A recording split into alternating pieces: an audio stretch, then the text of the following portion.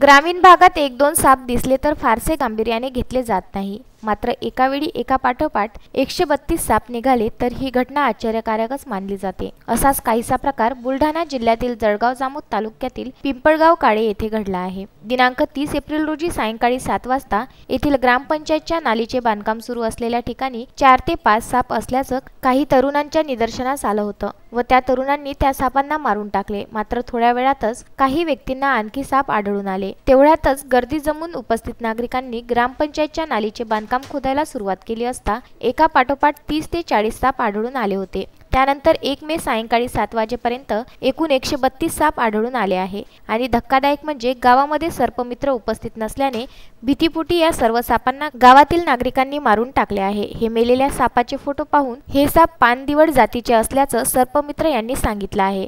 30 एप्रिलला संध्याकाळी 7 वाजता तानकर विशीजवळ जवळपास 3-4 साप निघले। ते काही तरुणांच्या निदर्शनात आले। त्यांनी सहज म्हणून साप एक सावधानगिरी म्हणून त्यांना सापांना मारण्यात आलं। नंतर काही लोकांची अजून आरडाओरड सुरू झाली आणि त्यांना परत साप दिसायला लागले। मग लोकांची गर्दी झाली आणि त्यांनी तिथचं जे नालीचं बांधकाम आहे ते खोदायला सुरुवात केली। तर त्यांना तिथं जवळपास सापांचा असा घोळका दिसला। जवळपास 30 ते 40 साप तिथं त्यावेळेस त्यांना आढळले। ते सर्व साप त्यांनी मारले। तर काल संध्याकाळी 7 वाजेपासून तर आज संध्याकाळी 7 वाजेपर्यंत कमीत कमी 128 सापांना लोकांनी तिथं मारण्यात आलं, भीतीपोटी मारण्यात आलं।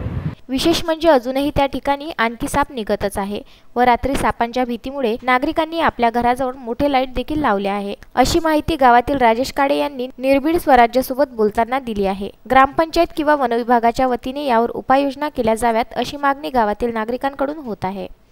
विदर्भ न्यूज करिता खामगाव येथून मोहम्मद फारूक।